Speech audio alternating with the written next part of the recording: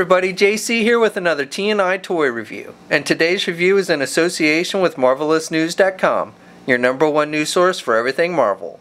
And for today's review, we're going to be taking a look at the final figure in the upcoming Marvel Legends Infinite Series Avengers Age of Ultron box set, which will be an Amazon.com exclusive. The set is up for pre-order now and should be released next month. So today we're going to look at the Bruce Banner figure. We've already looked at the Thor, Black Widow, and Hawkeye figures, which are the other 3 figures in this set. So the figures come packaged in the same style of window box packaging we've seen with the other Marvel Legends Infinite Series box sets. You've got the figures clearly displayed, you've got the names of each of the characters down below, you've got the Marvel Legends Infinite Series logo and the Avengers Age of Ultron logo on the front, and then on the back we have images of each of the figures with brief bios in multiple languages. Okay, so let's get this open and take a look at what's inside. Okay, so here's a look at the Bruce Banner figure outside of the packaging. And I think overall Hasbro's done a nice job with this figure in capturing the likeness of the actor Mark Ruffalo. I think the head sculpt looks pretty good. I won't say it's 100% dead on, but it's certainly close enough to do the job. And then the rest of the figure, basically he's wearing this kind of a sport coat, and the coat itself is a separate piece from the figure. Now the sleeves of the coat are sculpted on the figure, so you could take off the coat part but he would still have the sleeves on. But it does give him some movement there, so that since it's a separate piece, so it's nice. And it's just made with that kind of vinyl flexible material like we see with capes and stuff in this line. Now I will say, on my figure at least, he does kind of have that kind of gummy joints with the knees, and actually his knees are kind of come out of the packaging, at least mine did, a little warped. So you can see the legs are kind of, the lower legs are kind of outwards, and so it looks a little funny. You could probably take a hairdryer to straighten that up some if you wanted to, but definitely with mine, he definitely has, the knee joints are a little bit soft. The paint applications on this figure are pretty simple, but for the most part they're pretty decent. The only place where I have any kind of paint blemish is on the hair, where you can see it looks like some of the skin tone paint has gotten on the front of the hair here, so you can see that. But otherwise, a little bit of sloppiness here around the ear as well, but otherwise it's pretty solid. The hair is mostly just black, not really any washwork or anything in the hair. Skin tones are good. He's got the purple shirt on. The jacket is kind of a charcoal, dark charcoal, almost not quite black, but very dark color. And then the pants are more of a dark navy color. He's got a brown belt with a gold belt buckle, and then he's got the brown kind of dress shoes.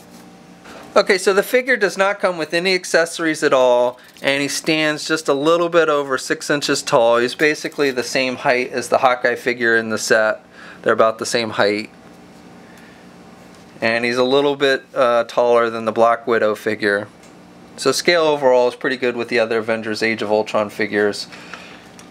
Here he is next to Iron Man, and Iron Man is a bit taller.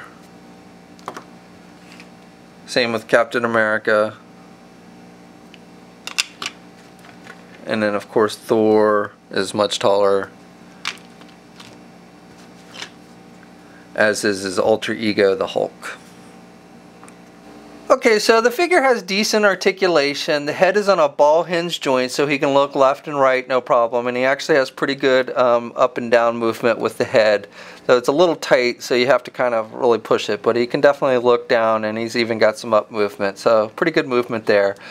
The arms are attached with your standard ball hinge joints at the shoulder. Now, because the shoulders are kind of flat at the top because of the suit jacket, it does limit it a little bit how far out he can get his arms. That's about as far out as he can get the arms. He does have good rotation.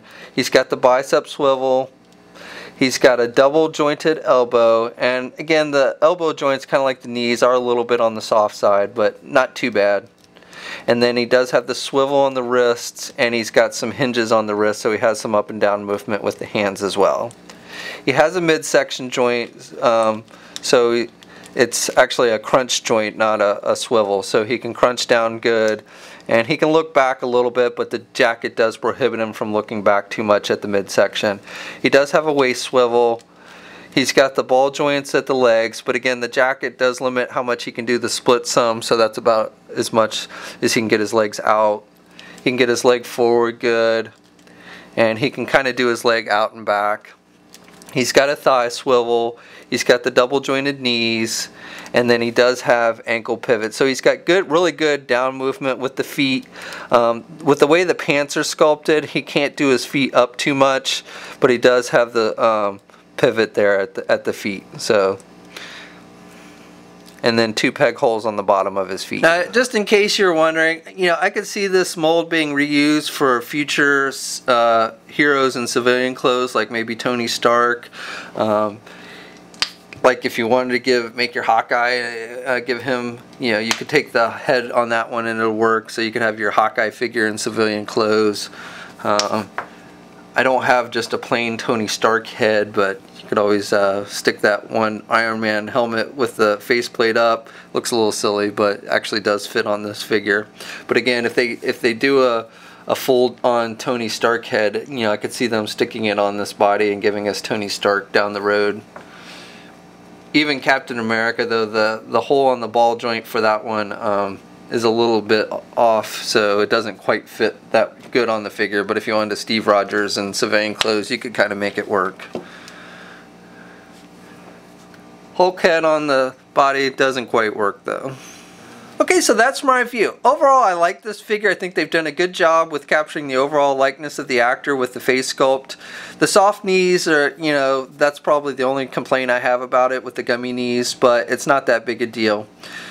I do like the idea that we're getting civilian figures like this, and again, I think this is a sculpt that they could reuse for figures like Tony Stark down the road. Now, I do have a little bit of a mixed opinion about this, so while I like the Bruce Banner figure, at the same time, I can't help but wonder if maybe a figure like Quicksilver wouldn't have been a better suit for this box set. I don't know.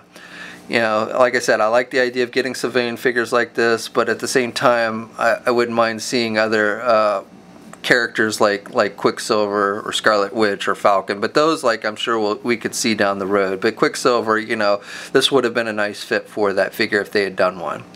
But again, you know, like I said, I like the civilian figures, and I'd be interested to hear what you all would, you know, think. Do you like the Bruce Banner, or would you have rather seen something like Quicksilver?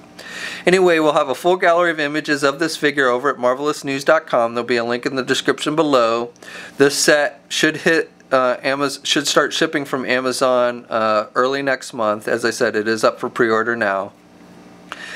As always, leave a comment, let us know what you think. If you're so inclined, please like the video, and if you haven't already, please subscribe. And until next time, I'll catch you later.